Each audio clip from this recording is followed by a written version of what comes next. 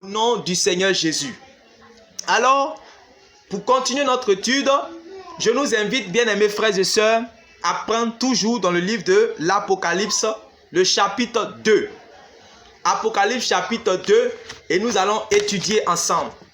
Et je nous demande de véritablement lire attentivement.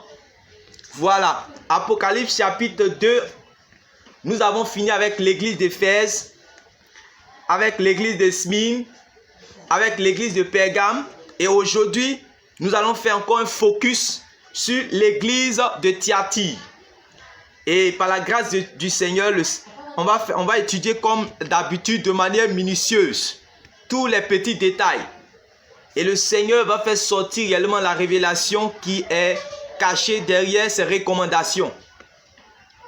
Voilà. Donc Apocalypse chapitre 2, à partir du verset 18. Apocalypse chapitre 2, le verset 18 jusqu'à 29. Waouh, c'est que la lettre était véritablement longue. Lettre à l'église de Thyatire. Oh Seigneur, merci pour ta grâce. Alors, je fais la lecture. Écrit à l'ange de l'église de Thyatire. Voici ce que dit le Fils de Dieu, celui qui a les yeux comme une flamme de feu et dont les pieds sont semblables à de l'airain ardent.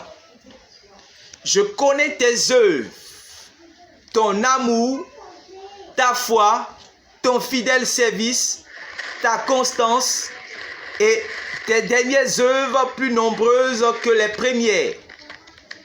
Mais ce que j'ai contre toi, c'est que tu laisses la femme Jézabel, qui se dit prophétesse, enseigner et puis séduire mes serviteurs pour qu'ils se livrent à l'impudicité et qu'ils mangent des viandes sacrifiées aux idoles.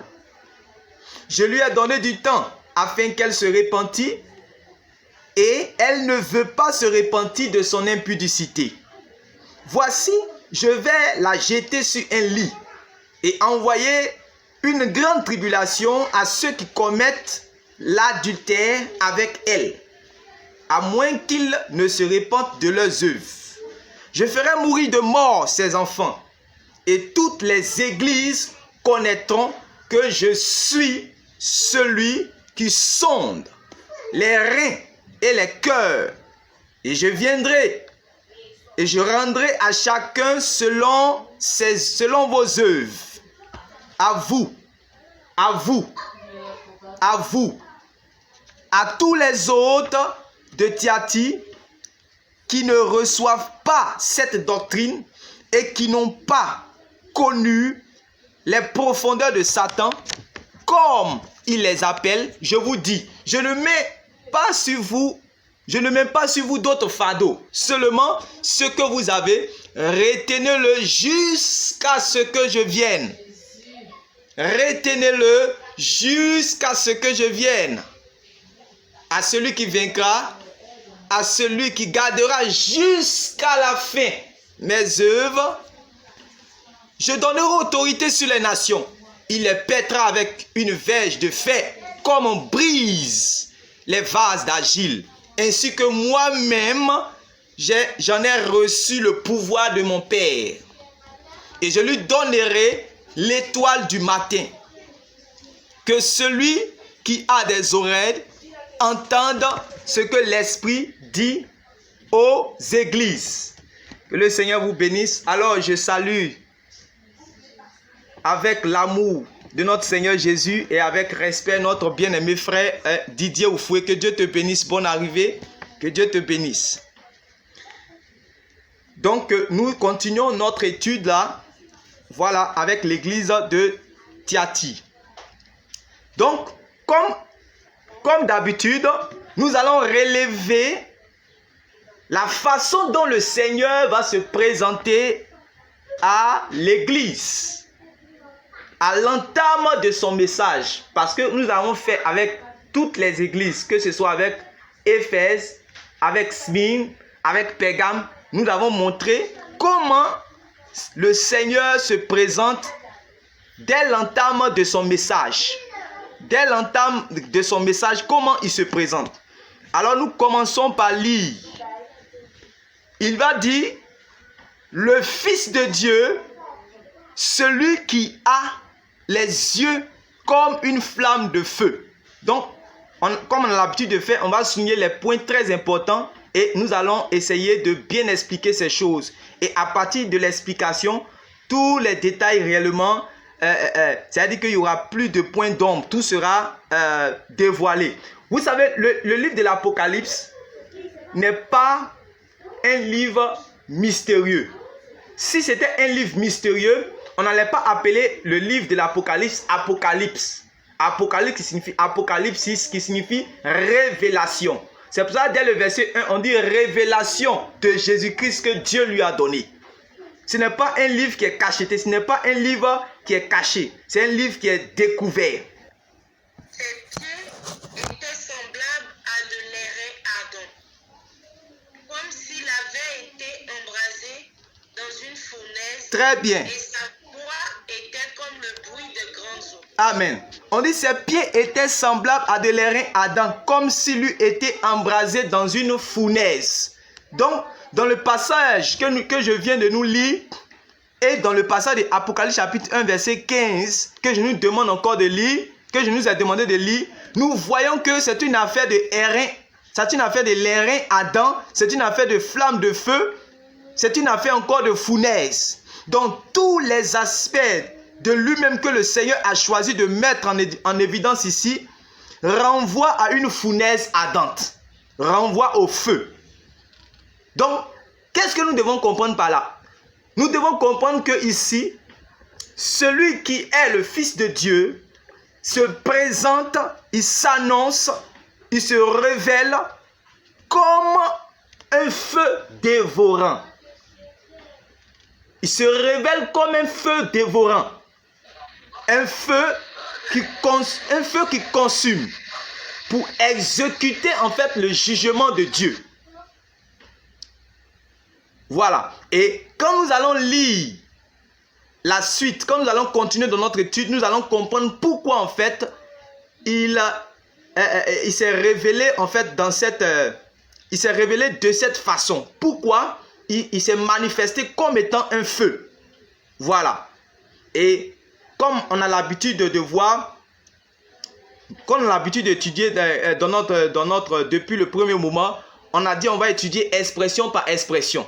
Donc plus tard, je vais nous expliquer en fait pourquoi le Seigneur s'est manifesté à cette église comme étant le feu dévorant. Comme étant celui qui a les yeux qui sont semblables à du feu. Ces yeux qui voient tout, qui pèsent tout endroit qui est caché. Et aussi ses pieds qui sont semblables à de l'airain ardent. Or dans la Bible, nous savons que l'airain, c'est le symbole aussi du jugement. Vous voyez? Voilà. Donc, on va maintenant aller point par point. Le Seigneur va dire à cette église-là, je connais ton amour. Voilà. On va commencer un peu par les points, par les bons points, comme on a l'habitude de faire. Les bons points. Il dit à cette église de Thyatire, je connais ton amour.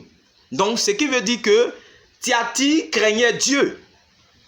Thyatire marchait dans l'obéissance au commandement de Dieu. Thyatire n'était pas juste des chrétiens, n'était pas juste un chrétien de nom, pour qui la chrétienté est une tradition religieuse. Non. Thyatire n'était pas de ceux qui viennent pour s'asseoir sur les bancs, par exemple, de nos réunions, de nos assemblées, pour bénéficier d'une protection peut-être contre la sorcellerie ou contre quelques terreurs de la vie. Non. Thyatire ne s'est pas engagé en Christ parce que son nom serait la clé d'accès à tout ce qu'un homme peut désirer sur cette terre, dans cette vie. Voilà.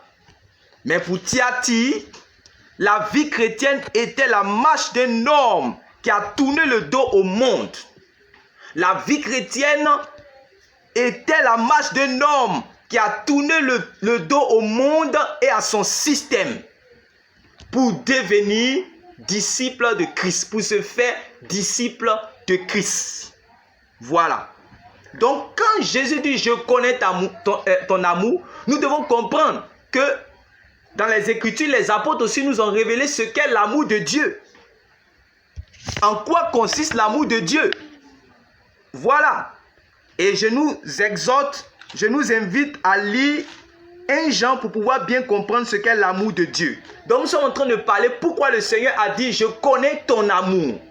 Quand le Seigneur dit « Je connais ton amour », et ma prière, le vœu de mon cœur, c'est que ce ne soit pas seulement nous qui nous encourageons entre nous-mêmes pour dire « Non, je connais, frère, sœur, je connais ton amour ». Mais quand c'est le Seigneur lui-même qui dit « Je connais ton amour », c'est qu'il connaît véritablement ton amour. Vous voyez? Donc, 1 Jean chapitre 5, le verset 3. Si quelqu'un a trouvé, il va lire avec vie.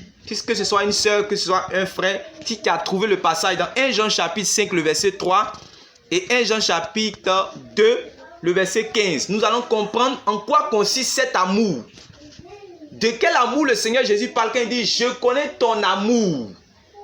Voilà. Parce que comme je disais tantôt, Thyatire n'était pas ce type de chrétien qui vient juste pour venir former un club d'amis. Voilà, on vient pour former un club d'amis dans l'église. Non, non, l'église n'est pas un club d'amis. Voilà, où on vient seulement pour pouvoir bénéficier de certaines impositions des mains, de certains miracles. Non, non, non, non, non. Ce n'est pas pour ça qu'ils se réunissaient. Voilà, c'était des personnes qui ont tourné dos au monde, qui ont renoncé au monde et à sa convoitise, qui ont tourné dos même au système de ce monde et qui ont accepté de se dépouiller d'eux-mêmes pour se faire disciples de Christ. Parce que si quelqu'un ne porte pas sa croix pour suivre le Seigneur, il n'est pas digne d'être appelé son disciple. Voilà. Donc, en quoi consiste l'amour de Dieu? En quoi consiste l'amour de Christ? Alors, si quelqu'un a trouvé 1 Jean chapitre 5, le verset 3, nous allons comprendre pourquoi le Seigneur a dit à cette église « Je connais ton amour ». Pourquoi il a dit à Thyatire. Et quand nous entendons Thyatire, je vous ai dit à qui ces lettres s'adressent. Principalement, cette lettre-là s'adresse à celui qu'on appelle l'ange de l'église, c'est-à-dire celui qui est le conducteur, celui qui est l'évêque, celui qui est le pasteur de l'église. Et nous devons discerner comment le Seigneur parle. À chaque fois, si nous discernons, nous allons savoir que tantôt le Seigneur parle à celui qui est le pasteur de l'église et tantôt le Seigneur parle aussi à certains frères et sœurs qui sont dans l'église. Voilà. Maintenant, 1 Jean chapitre 5, le verset 3 dit quoi? Quelqu'un a trouvé, il lit. Car l'amour de Dieu consiste à garder ses commandements. Et ses commandements ne sont pas pénibles. Parce que tout ce qui est né de Dieu triomphe du monde. Oui. Et la victoire du triomphe du monde, c'est notre foi. Oui, c'est le verset 3.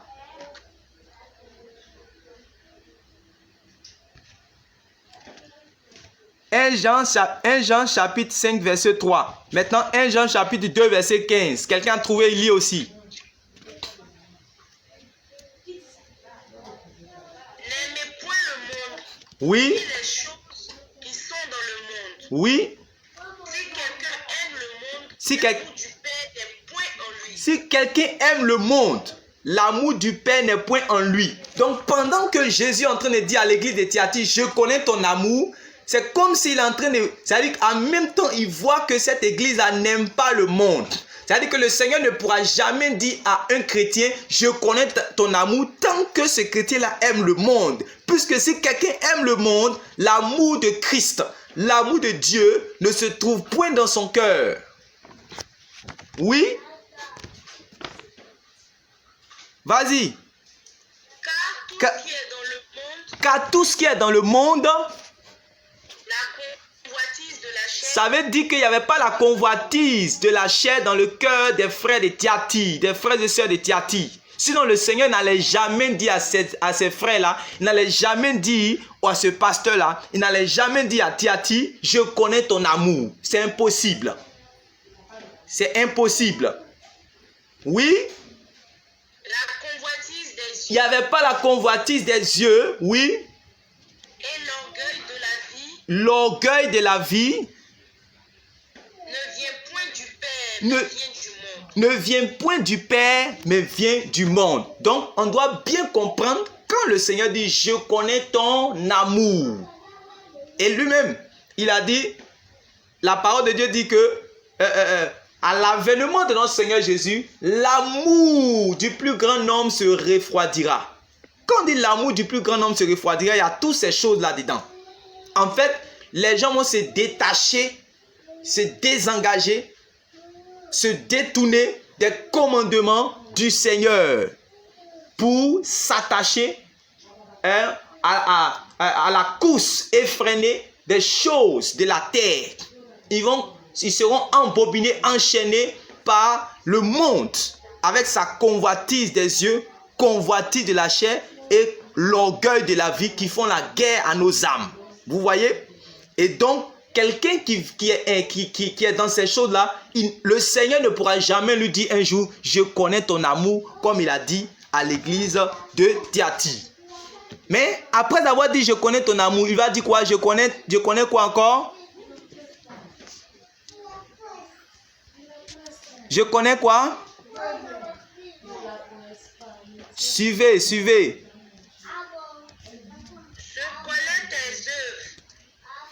Je connais ta foi. Ok. Je connais ta foi. On va travailler avec ça. Je connais ta foi. Donc, et j'ai l'habitude de nous dire ça à chaque fois. La Bible dit dans Romains chapitre 17, Romains chapitre 10, le verset 17, la foi vient de ce qu'on entend. Et ce qu'on entend vient de la parole de Christ. Donc, Thyatire était solidement attaché aux paroles du Seigneur. Voilà. Thyatire était solidement attaché aux paroles du Seigneur, non seulement pour régler sa conduite d'après leur enseignement, mais encore pour attendre avec une ferme assurance l'accomplissement des promesses qui y sont inscrites. Parce que ce n'est pas n'importe quelle parole. Voilà.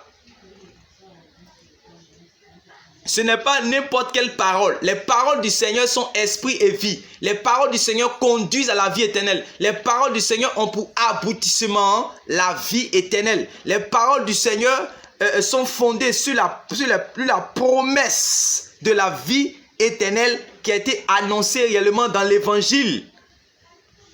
Ce n'est pas n'importe quelle parole. Je nous invite à lire Colossiens chapitre 1. Je vais nous dire réellement c'est quel genre d'évangile. Voilà. C'est de quel genre d'évangile il s'agit. C'est fondé sur quoi? Thyatire ne s'est pas accroché à n'importe quelle parole du Seigneur. Voilà. Donc Colossiens chapitre 1 verset 21 à 23. Un frère peut lire cela, une soeur peut lire cela. Colossiens chapitre 1 verset 21 à 23. La foi vient de ce qu'on entend et ce qu'on entend vient de la parole de Christ. On ne peut pas parler de foi sans parler de la parole de Dieu, sans parler de la parole de Christ. C'est la parole qui est la fondation, le fondement, le socle de la foi. C'est la parole qui produit la foi. Car la foi vient de ce qu'on entend et ce qu'on entend vient de la parole de Christ. Oui. Colossiens chapitre 1 verset 21 dit quoi à 23?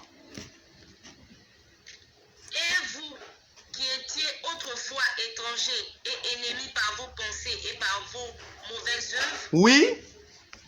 Il vous a maintenant réconcilié par sa mort dans le corps de sa chair. Oui. Pour vous faire paraître devant lui saint, irrépréhensible et sans reproche. Oui. Si du moins vous demeurez fondés et inébranlables dans la foi. Écoutez bien. Si du moins vous demeurez fondés et inébranlables dans la foi, virgule. Donc on va expliquer maintenant ce qui vient. Ce qui vient, en fait, va expliquer tout ce qui vient d'être dit. Oui.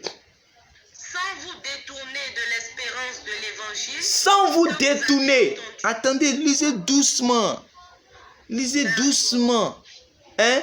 On dit, sans vous détourner de l'espérance de l'évangile. Donc, dans l'évangile, il y a une espérance dedans. De l'espérance de l'évangile, oui. Que vous avez entendu. Voilà. On peut s'arrêter même là. De l'espérance de l'évangile que vous avez entendu. Donc, comme je disais, Thyatire était solidement attaché aux paroles du Seigneur.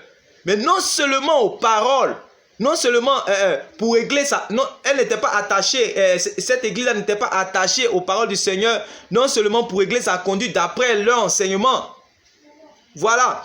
Mais encore pour attendre avec une ferme assurance l'accomplissement des promesses qui y sont inscrites et qui s'articulent autour de l'espérance de la vie éternelle qui nous a été annoncée dans l'évangile. Si vous lisez Tite chapitre 1, vous allez voir que réellement les paroles du Seigneur, la doctrine du Seigneur repose sur l'espérance de la vie éternelle. Donc, tout endroit où on vous prêche la parole et que cette parole n'a pas pour but la vie éternelle, n'a pas pour fin la vie éternelle, alors cette parole ne vient pas du Seigneur. Cette parole n'est pas la parole de Dieu. Parce qu'il a dit que les paroles sont esprit et vie. Et ces paroles donnent la vie éternelle. Voilà. Donc, c'est ça en fait, quand le Seigneur dit « Je connais ta foi », c'est-à-dire que il sait qu'ils étaient attachés au véritable enseignement, aux véritables paroles du Seigneur. Selon que le Seigneur dit par exemple à ses disciples, gardez-vous du levain des pharisiens. Parce qu'il sait que le levain des pharisiens ne peut pas donner la foi qui est de Dieu, la foi du Seigneur Jésus. Le levain des pharisiens, l'enseignement des pharisiens ne peut pas apporter la foi. Donc, c'est l'enseignement de Dieu. Selon qu'il est écrit, ils seront tous enseignés de Dieu. C'est cet enseignement-là qui produit la foi. Donc, cette église était attachée aux paroles du Seigneur qui donnent la vie éternelle. Et c'est pour cela que le Seigneur maintenant va dire, je connais ta foi. Et après cela, il va dire quoi? Je connais ton fidèle service. Je connais ton fidèle service. Selon vous, à quoi renvoie cette expression, je connais ton fidèle service? Oui.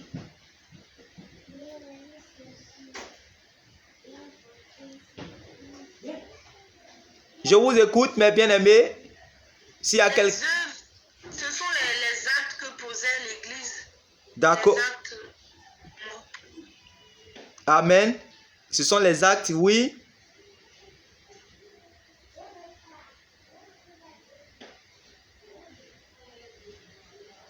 Donc, ici, ce que nous devons comprendre, le fidèle service renvoie au zèle de Thyatire, d'abord pour le témoignage chrétien.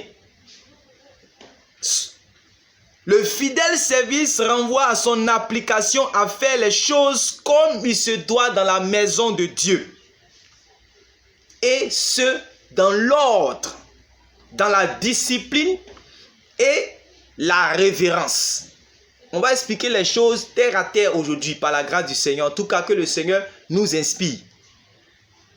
Quand le Seigneur parle de son fidèle service, le Seigneur est en train de parler de son engagement aussi à respecter, à honorer les anciens qui conduisent la marche de l'assemblée. Voilà. Le Seigneur est en train de parler de son attachement à œuvrer pour la progression de l'évangile. Selon qu'il est écrit dans Matthieu chapitre 19, Matthieu chapitre 19, là-bas, dans Matthieu chapitre 28, verset 19, parlant de la grande commission. Dans Marc chapitre 16 aussi. Voilà. Donc, il est en train de parler de son attachement à œuvrer pour la progression de l'évangile, selon la grande commission. Voilà. Il est en train de parler aussi de quoi? De sa promptitude à assister ceux qui sont dans le besoin. Tout ça, ça fait partie du fidèle service. C'est tout ça que le Seigneur regarde et il apprécie cela comme étant un fidèle service. Et Thyatire a été loué pour cela. Et ma prière et le vœu de mon cœur, c'est que ces paroles-là du Seigneur qui donnent la vie, qui encouragent, qui donnent la force, qui donne la vigueur, qui fortifie celui qui est abattu, que ces paroles-là réellement soient adressées pour nous. Que le Seigneur nous dise ces paroles-là. Je ne parle pas des hommes, je parle du témoignage du Seigneur sur nous. Voilà. ton fidèle service. Pourquoi? Parce que beaucoup d'entre nous servent le Seigneur, mais ne le servent pas fidèlement. C'est une chose de servir le Seigneur et c'est une autre chose de servir le Seigneur fidèlement. Pourquoi? Parce qu'un service qui est, par exemple, accompagné de murmures, ce n'est pas un fidèle service. Où tu fais une œuvre et tu es là, tu murmures, tu murmures, tu murmures. C'est-à-dire, ton obéissance est accompagnée, ton obéissance se fait avec contrainte, avec murmure. Tu vois? Or, normalement, l'obéissance d'un enfant de Dieu doit se faire comme un acte même d'adoration. Ça doit couler. Voilà. Donc, un service qui est contaminé par des murmures n'est pas un fidèle service.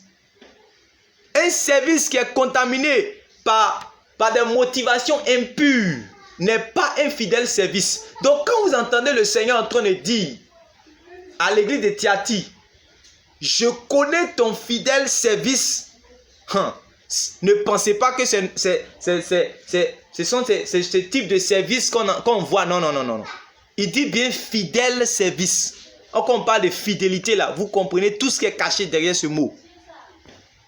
Donc, ce n'est pas un service qui est contaminé par des motivations impures. Par exemple, il y a des gens qui servent le Seigneur pour la quête de la grandeur. Il y a des gens qui servent le Seigneur par mobile de cupidité. Et cela, l'apôtre Paul les a plusieurs fois réellement dévoilés dans ses épîtres. Voilà. Donc, quelqu'un qui sert le Seigneur par motif de cupidité. Voilà. Il n'est pas en train de faire un service fidèle. Un fidèle service.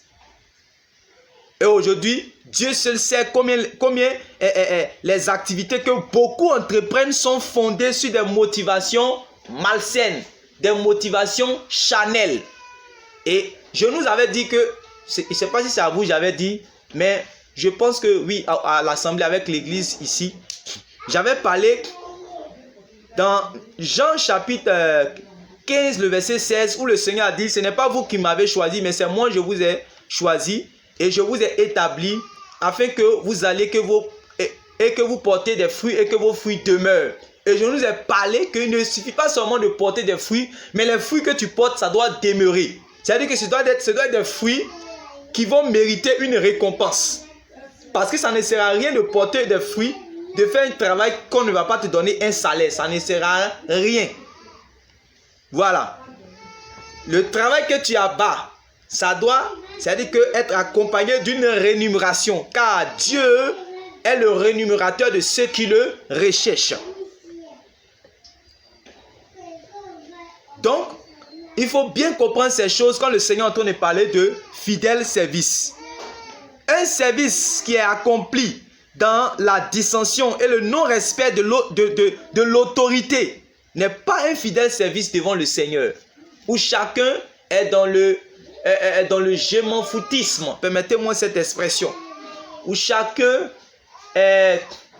réellement fait ce qu'il veut. Où on est dans un endroit où on devient sans foi ni loi. Où on n'a aucune autorité sur nous, où on fait ce qu'on veut. Voilà. Ce n'est pas réellement un fidèle service. Et à propos même d'autorité, j'aimerais insister un peu là-dessus. Parce que c'est un sujet aujourd'hui qui crée aujourd'hui beaucoup de problèmes aujourd'hui. Et on va parler un peu de cela. Donc ne commettez pas l'erreur de croire que dans l'assemblée des disciples de Christ, tous sont sur le même piédestal.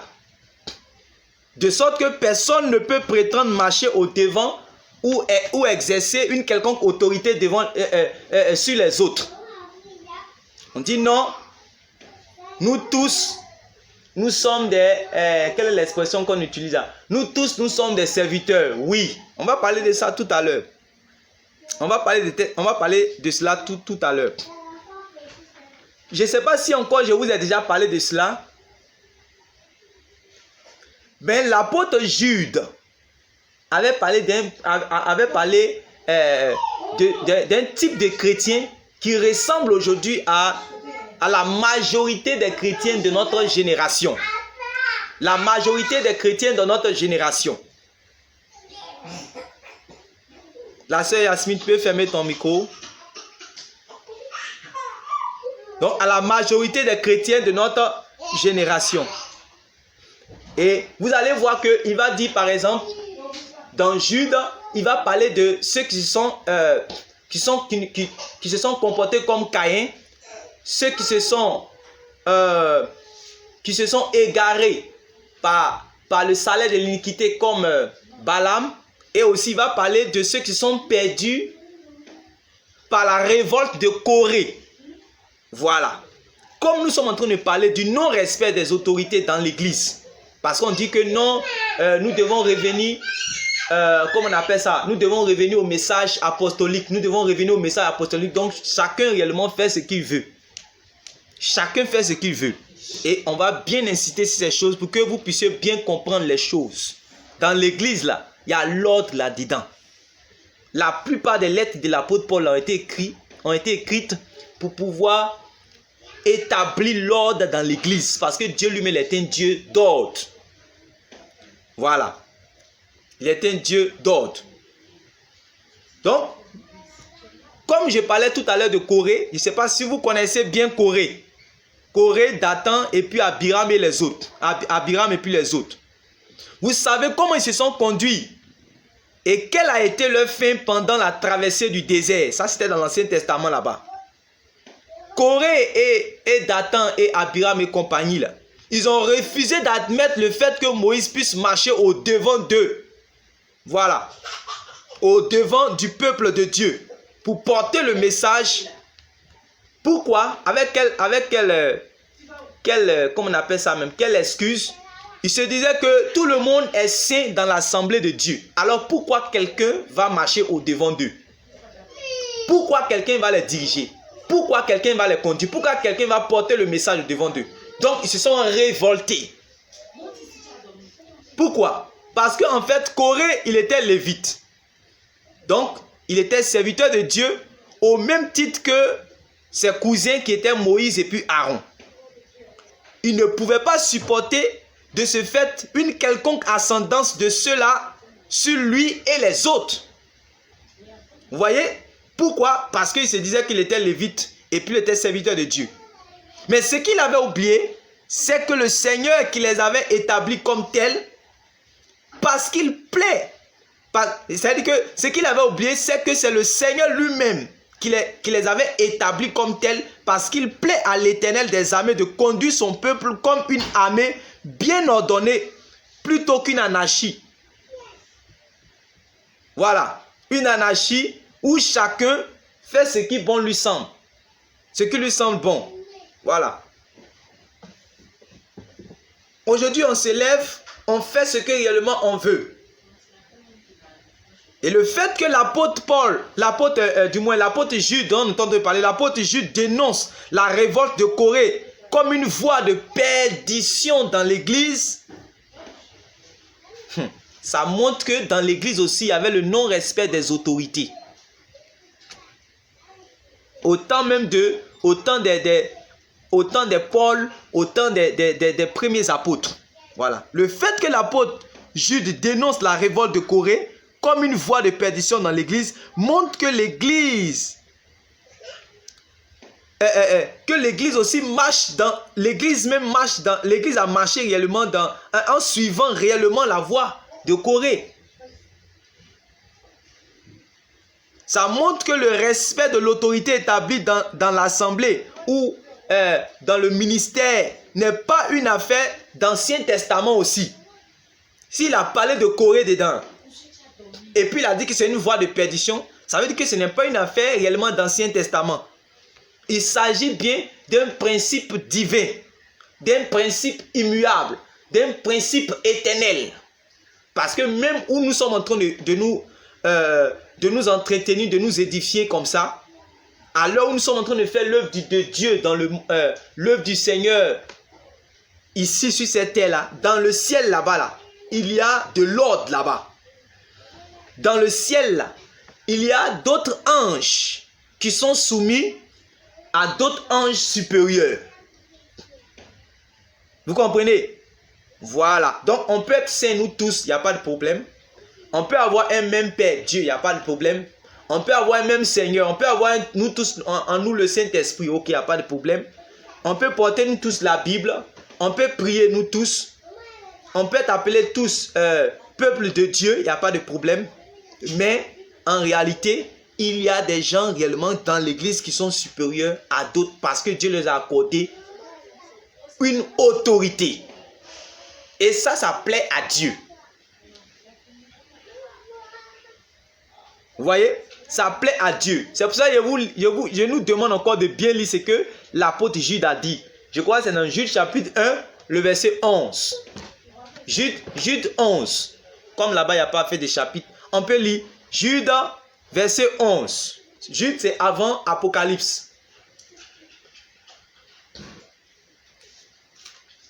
Jude, c'est avant Apocalypse, verset 11.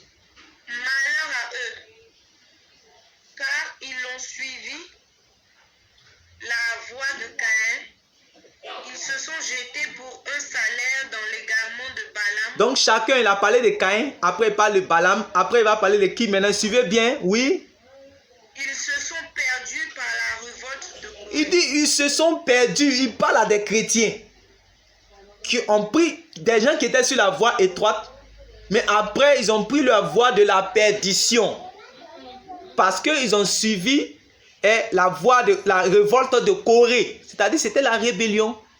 Le non-respect de l'autorité établie dans l'église. C'est simple. C'est un petit détail qui est écrit, mais là, c'est très important.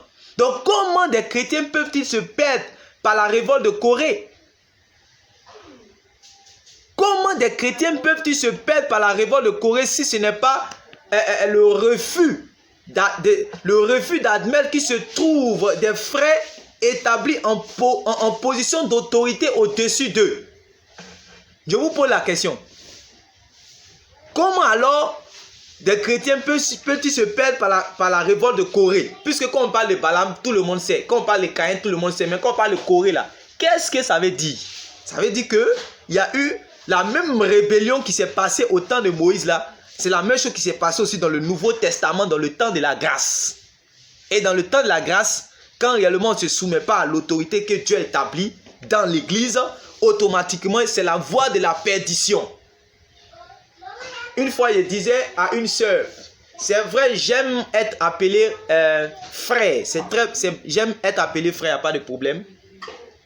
Mais il y a des choses des conseils, des enseignements que je donne. Si tu les reçois comme c'est un frère qui te donne cet enseignement-là, ou bien tu les reçois comme c'est un frère qui te donne, comme on appelle ça même, cet enseignement, ça ne va pas pouvoir t'aider. Vous voyez, il y a des conseils que je peux donner à quelqu'un. Si je n'ai pas la position, par exemple, de père dans la vie de cette personne, ça ne va pas pouvoir aider cette personne. Je prends un exemple. Une sœur décide, par exemple, de se mettre avec quelqu'un. Et moi, un simple frère, je viens lui dire que non, ne te mets pas avec ce frère-là. Parce que réellement, je crois que selon mon discernement, ça ne sera pas l'idéal. Vous voyez? Et quelqu'un d'autre aussi, par exemple, c'est-à-dire que la même personne qui est venue me voir pour me dire que je veux être avec tel frère. Et puis moi, en tant qu'un frère, dans la position de frère, je lui dis que non, ça, ce n'est pas bon. Et peut-être quelqu'un d'autre, la même personne vient aussi, mais j'ai une position, par exemple, de père. Et que je dis non, ça, ce n'est pas sur la bonne foi, ne fais pas ça. C'est qui elle va écouter de manière naturelle. C'est celui réellement qui a une position de paix. Parce que réellement, c'est comme si, par exemple, c'est l'autorité qui a parlé. Vous voyez, donc j'ai dit à cette soeur-là qu'en réalité, il y a des choses que pour que toi-même, ça puisse t'aider là, il faut que j'ai la position de paix par rapport à cela, pour que ça puisse t'aider. Sinon, en tant que, c'est vrai que je suis jeune en âge, mais en réalité, dans l'église là, c'est pour cela que même, je ne sais pas si vous avez remarqué, avec Timothée. Timothée, l'apôtre Paul lui donnait des lettres pour aller dans les églises où il y avait des évêques qui étaient établis. Et des évêques, c'était des pères de famille. C'était des hommes âgés. Mais Timothée était jeune en âge. Mais lui a dit qu'en réalité, il ne faut pas que les gens puissent négliger ton âge. Ne méprise pas ta jeunesse. Là, tu es dans une position d'autorité. Et il faut que l'autorité soit établie. Quand l'autorité est bafouée, automatiquement, ça ouvre des brèches à l'ennemi. Ça ouvre des brèches aux fausses doctrines. Ça ouvre des brèches aux péchés, aux démons dans l'église. Un serviteur de Dieu m'a dit ceci. Et parce que je suis venu vers lui, puis j'avais ce problème-là avec certains frères. Parce que depuis que j'ai dit au Seigneur, oui, je veux revenir à la simplicité de l'évangile. J'ai remarqué qu'il y a eu ce problème-là au milieu des frères. Il y a eu ce problème-là. Nous tous, c'est vrai, en vie, on s'appelle frère. Il n'y a pas de problème. Donc, chacun veut faire ce qu'il veut. Chacun veut être libre. Chacun veut... C'est vrai, la Bible m'a dit que c'est pour la liberté que le Christ nous a affranchis. Mais on ne doit pas profiter de cette liberté-là pour vivre selon la chair. Pour faire ce qu'on veut. Vous comprenez? Donc, j'étais dans cette plainte-là et puis j'étais en train d'expliquer cela à l'homme de Dieu. Puis il m'a dit... Quelqu'un avec qui vous avez la même taille, est-ce que tu peux mettre la personne au dos? Il a parlé comme ça en parabole, mais j'ai compris. Et j'ai compris que la plupart des personnes que j'ai aidées, depuis que je sais le Seigneur, ceux que j'ai aidés spirituellement, ce que le Seigneur en fait est passé par ma vie pour pouvoir les bénir, c'est des personnes qui étaient dans une position de soumission. Des personnes qui avaient eu un respect, qui me considéraient comme étant un homme de Dieu malgré mon jeune âge. Le Seigneur les a bénis. Le Seigneur les a transformés. Le Seigneur en tout cas, le Seigneur les a fait grâce. Parce que quand ils s'en sont approchés de moi, ce n'est pas pour faire réellement... pour venir parler de moi. Mais ici, ils sont en train de me montrer qu'en réalité, celui qui parle de la part du Seigneur là. Parce que même quand le président de la République envoie un porte-parole quelque part là, même si, vous voyez, comment on appelle ça même, les ambassadeurs qui quittent en Afrique ici, même quand ils s'en vont en Europe, dès l'instant qu'ils viennent au nom d'un pays, au nom d'un président, il y a une manière de recevoir. Il y a une manière de recevoir ce ministre-là. Il y a une manière de recevoir ce ministre. Mais aujourd'hui, ces choses ont été bâclées dans l'église du Seigneur au nom de ce qu'on veut retourner réellement, comme on appelle ça même. On veut retourner au temps des apôtres. Et c'est dangereux. Voilà. Donc, on peut se perdre par la voie réellement de Corée. On peut se perdre par ça. Donc, il faut faire très attention. Voilà. C'est vrai que nous avons été rachetés au même prix. C'est vrai que nous avons reçu le même Saint-Esprit, comme je l'avais dit. C'est même que nous avons tous... C'est vrai que nous avons tous les mêmes écritures. Mais le Seigneur, il est clair. Le Seigneur a voulu que son Église fonctionne comme un corps structuré. Il a voulu que son Église fonctionne comme un corps structuré. Si vous lisez dans Éphésiens chapitre 4, verset 11, vous allez voir cela. Dans Actes chapitre 2, à partir du verset 37 jusqu'à 44, vous allez voir cela. Que le Seigneur ajoutait à l'église ceux qui étaient sauvés afin qu'ils soient protégés, soient gardés. Même quand il voulait partir, il a insisté avec Pierre. Il a dit, Pierre, paie mon troupeau, paie mon troupeau, paie mon troupeau. Et puis, si vous lisez 1 Pierre chapitre 5, l'apôtre Paul encore va insister sur ces choses-là avec les évêques pour que ces évêques-là puissent bien garder le troupeau de Dieu. Et même dans Actes chapitre 20, il y avait l'apôtre Paul aussi qui va insister aussi par rapport à cela, où il va dire que les évêques puissent bien garder le troupeau de Dieu. Donc il y a des frères à qui Dieu a accordé la position d'autorité dans l'église. Même si nous avons le même Saint-Esprit, même si nous avons été rachetés au même prix qui est le sang de Jésus, mais dans l'église là, ce n'est pas, tout le monde n'est pas la même chose. Voilà, je vous dis la vérité clairement. Voilà. Donc le Seigneur a voulu que son église, il a voulu que son église fonctionne comme un corps structuré plutôt qu'un électron libre. Voilà. Donc, qu'est-ce qu'on doit faire après avoir entendu ces choses? Reconnaissons et soumettons-nous à l'autorité de ceux qui se tiennent au devant de nous dans la marche de l'église. Voilà.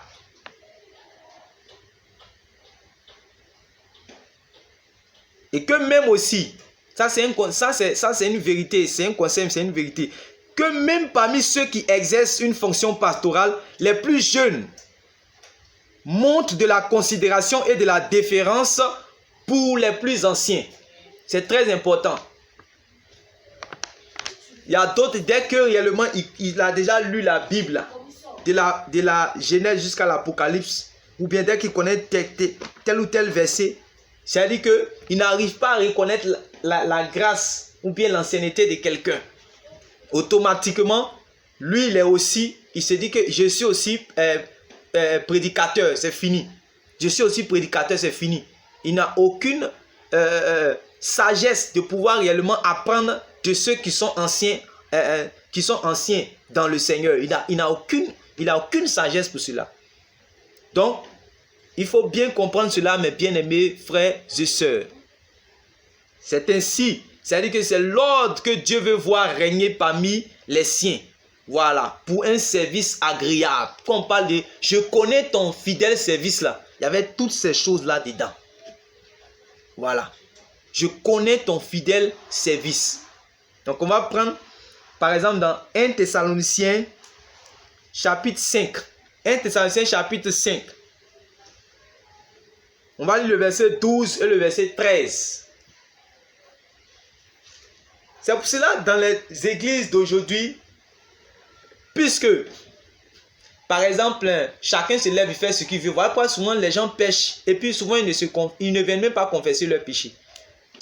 Ils sont là-bas, ils pêchent et puis ils font les trucs. C'est pour cela que leur vie, c'est devenu comme les montagnes russes. Tantôt ils montent, tantôt ils tombent, tantôt ils montent. C'est-à-dire que c'est en haut, en bas, les montagnes russes, c'est comme ça. C'est devenu un cycle infernal de chute et de rechute. Puisque quoi? Quand ils sont dans la mauvaise partie, quand ils pêchent, ils se confessent qui? Personne. Ils ne viennent pas réellement pleurer auprès de quelqu'un avec qui réellement le Seigneur, c'est-à-dire que avec qui cette personne va prier pour toi. Cette personne vous allez prier ensemble. Le Seigneur va te pardonner ton péché. Les choses ne se font pas. Les choses spirituelles là, ce n'est pas chose. Hein. Je me rappelle une fois, j'avais prêché sur les réseaux sociaux. Une soeur était réellement convaincue de péché. Première fois, dès qu'elle était convaincue de péché, elle m'a dit cela par les réseaux sociaux. J'ai dit, il n'y a pas de problème. Je lui ai expliqué ce qu'il fallait faire, tout et tout.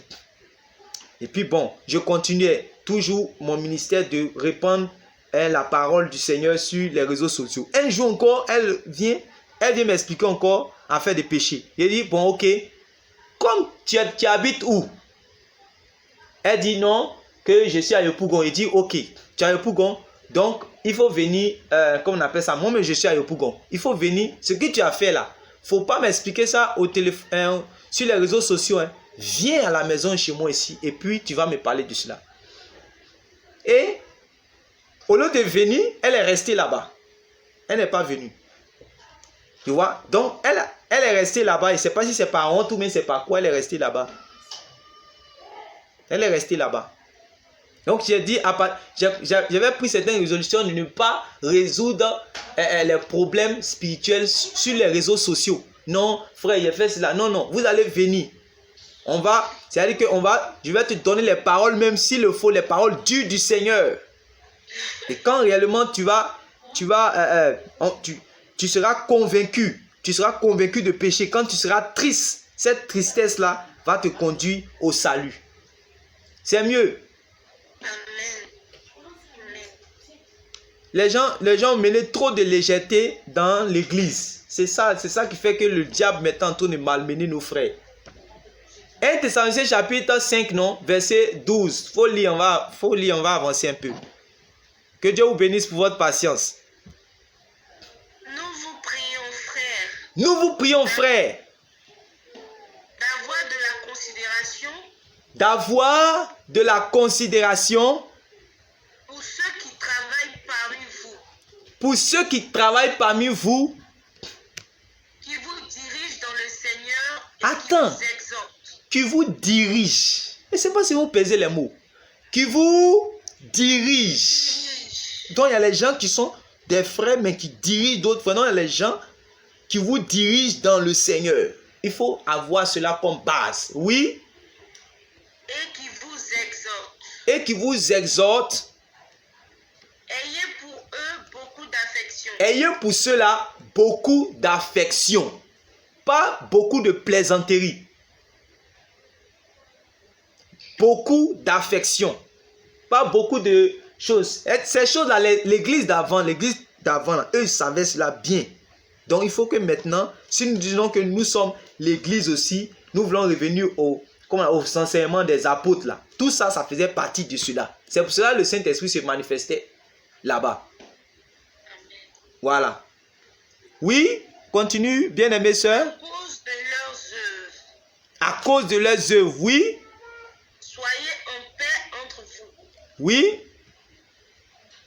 Nous vous prions aussi, frères. Avertissez ceux qui vivent dans le désordre. Oui. Consolez ceux qui sont abattus. Jusqu'au verset 13. Oui, c'est que c'est fini alors. Ayez pour eux beaucoup d'affection à cause de leurs œuvres. Ok. Soyez en paix entre vous. C'est tout. Ok. Quelqu'un va lire peut-être dans une autre version aussi, on va voir. Si quelqu'un peut-être a parole de vie ou bien semeur. Moi, j'ai semeur ici. Mais si je veux que quelqu'un d'autre lise là-bas, si vous avez semeur, lisez. Si quelqu'un a parole de vie, lisez. On va voir les mots qui sont utilisés là-bas. Là, on va bien comprendre ce qu'ils sont en train de dire. Parce que quand on lit comme ça, on a l'habitude d'entendre toujours, mais on ne sait pas bien ce que ça veut dire.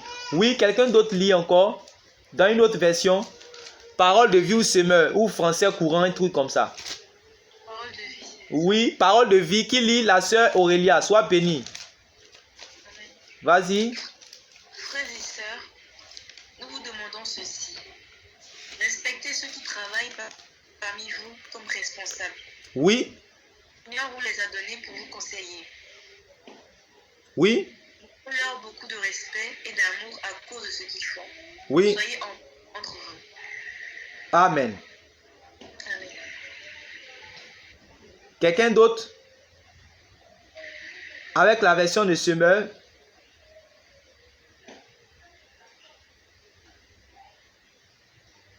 Bon, je lis avec... Qui a trouvé? Le semeur aussi. Ok, vas-y. Nous vous demandons, frères et sœurs, Oui. d'apprécier le travail parmi vous, qui vous dirigent au nom du Seigneur et qui vous avertissent. Témoignez-leur une grande estime et de l'affection à cause de leur travail. Vous voyez, non? Entre vous. On dit témoignez-leur une grande estime et de l'affection à cause de leur travail. Vivez en paix entre tous. Vous voyez, donc ces choses-là, je veux que ça puisse rester dans notre esprit. C'est très important. Avant qu'on va passer à autre chose. Amen. Amen. Ok. Amen. Après avoir dit je connais ton fidèle service, nous passons maintenant. Il va dire quoi ensuite?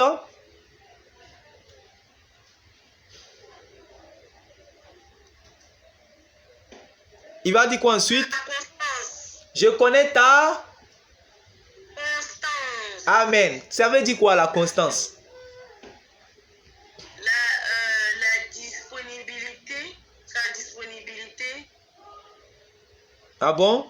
Quelqu'un d'autre ou bien si vous êtes tous d'accord avec elle, ce qui est sûr, je connais ta constance. C'est quoi la constance? J'ai des grands. C'est quoi?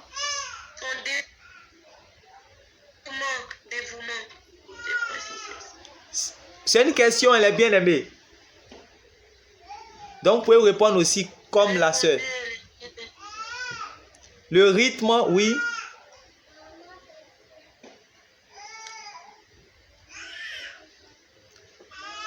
Oui, allons-y, les frères.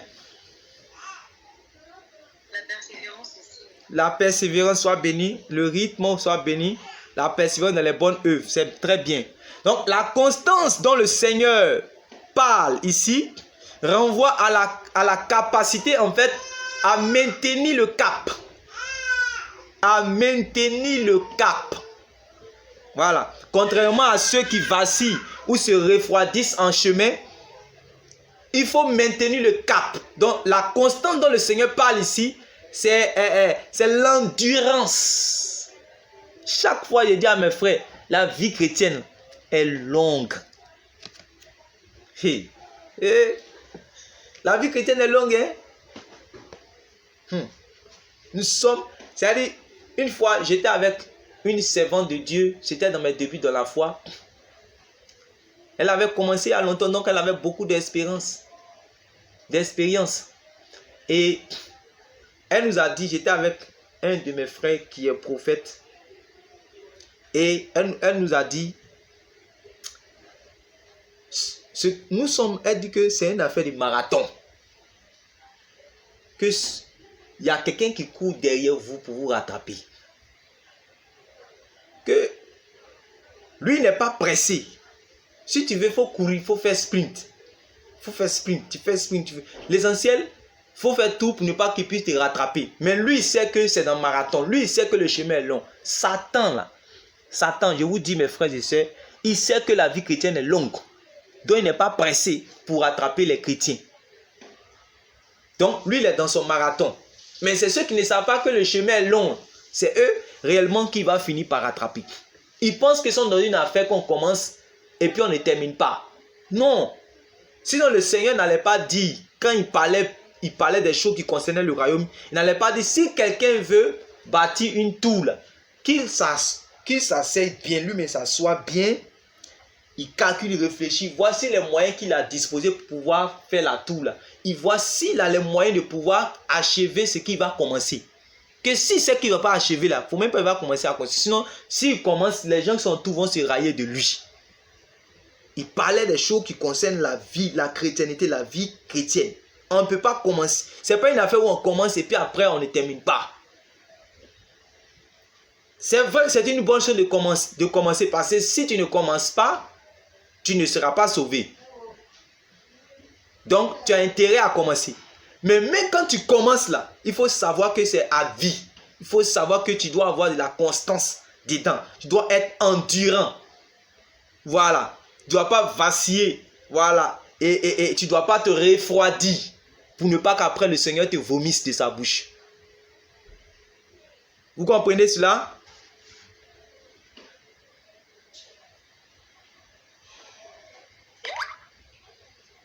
Amen. La sœur bien-aimée, la sœur dit, voilà, il faut être persistant, il faut être endurant. Voilà, il faut maintenir le cap. Maintenir le cap. Comme je disais, dans 5 ans, voilà, le frère Ismaël, dans 5 ans, le frère Didier, le frère Wilfried, la sœur Thierry Zoué, dans 10 ans, si le Seigneur n'est pas encore venu, toujours dans la foi et plus zélé encore au nom de Jésus-Christ. La sœur Yasmine, qui sera... qu'on ne va pas reconnaître, elle va encore, c'est-à-dire qu'elle va encore prospérer spirituellement. C'est ça. La sœur Marie-Victoire, du courage. La sœur Aurélia, du courage. Voilà.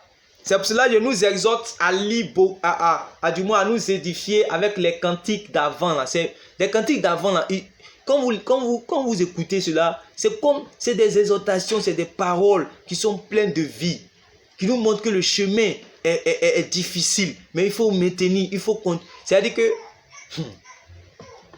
on dit qu'on doit avoir toujours l'âme à la main, on doit combattre jusqu'à la fin. C'est quand ça sera la fin qu'on va déposer maintenant les armes. Vous comprenez? Donc, je vais nous poser encore une question. Savez-vous ce qui bâtit des chrétiens constants qui ne seront pas minés par le découragement en chemin? Qu'est-ce qui peut faire que un chrétien sera constant? Et puis, si le chemin ne sera pas découragé, ne sera pas refroidi. J'ai l'habitude de dire ça. Et je crois que le dimanche passé, ça a été l'objet de l'enseignement. J'ai balancé cela même sur les réseaux sociaux. J'ai donné cela aux frères et sœurs pour qu'ils puissent... Oui, là, il y a une sœur qui dit les promesses du ciel. Oui, ce n'est pas faux. Ce n'est pas faux. Oui.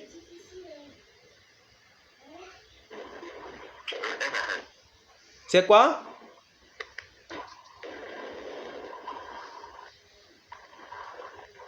Ok. Sinon, je vous avais parlé, par exemple, de l'importance du service de Dieu chez le chrétien. J'ai mis ça sur YouTube pour qu'on puisse écouter. Je vous ai donné cela. Connaître réellement le Seigneur Jésus-Christ. Oui, ce n'est pas faux. En fait, les chrétiens qui ne vacillent pas, malgré les péripéties, malgré les soucis et les soucis de tout ordre, ce sont ceux-là qui ont été fondés et nourris avec le véritable évangile. Celui-là même qui enseigne l'héritage du royaume comme espérance, comme l'a dit tout à l'heure notre bien-aimée sœur Aurélia. Voilà. Ceux-là qui ont bâti et qui ont nourri leur foi sur avec le véritable évangile. Celui-là même qui enseigne l'héritage du royaume comme espérance avec le chemin étroit comme itinéraire pour y parvenir. Si quelqu'un là-bas, ce n'est pas sur un bon fondement, un véritable évangile qu'on a donné, ça ne pourra pas. Il va se décourager en chemin. Il ne sait pas dans quelle affaire il est. Ce n'est pas le véritable évangile qu'il a entendu. Vous voyez? Et c'est grave. On va prendre Colossiens chapitre 1. On va lire un peu. Colossiens chapitre 1, le verset 1 à 5. On va lire rapidement. Colossiens chapitre 1, le verset 1 à 5. Vous allez voir comment l'apôtre Paul était en train d'encourager. Comment l'apôtre Paul était en train d'encourager. On va lire bien et puis on va comprendre. Colossiens chapitre 1, le verset 1 à 5. Je vais lire. Paul, apôtre de Jésus-Christ par la volonté de Dieu, et le frère Timothée, aux saints et fidèles frères en Christ qui sont à Colosse. On va sauter encore pour aller devant. Il dit, nous exprimons constamment à Dieu notre reconnaissance à votre sujet.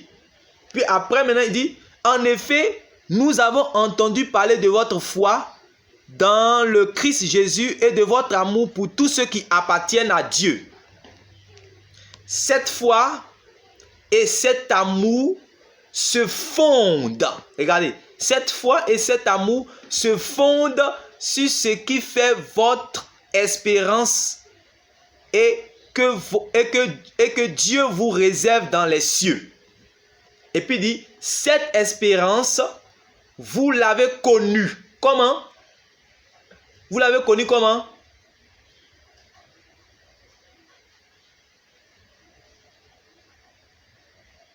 Est-ce que vous êtes avec moi? Par la parole de l'évangile. Voilà, par la prédication de la vérité.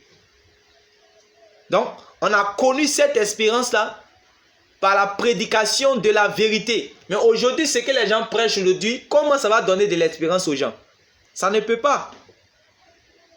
Vous voyez? Il dit, vous l'avez connu par la prédication de la vérité, le message de la bonne nouvelle. Et il va parler encore aux Thessaloniciens. Chaque fois, on va comprendre pourquoi on ne doit pas s'asseoir. Je vous ai dit aujourd'hui, là, à l'heure où nous sommes, le choix d'une église est véritablement très important. Savoir, tu t'assois au pied de quel maître, c'est très important. Qui tu écoutes, c'est très. On ne va pas partout là-bas et puis on vient,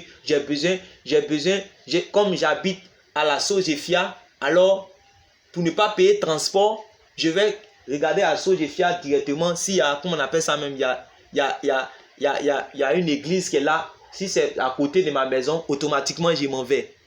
Non. C'est pas comme ça.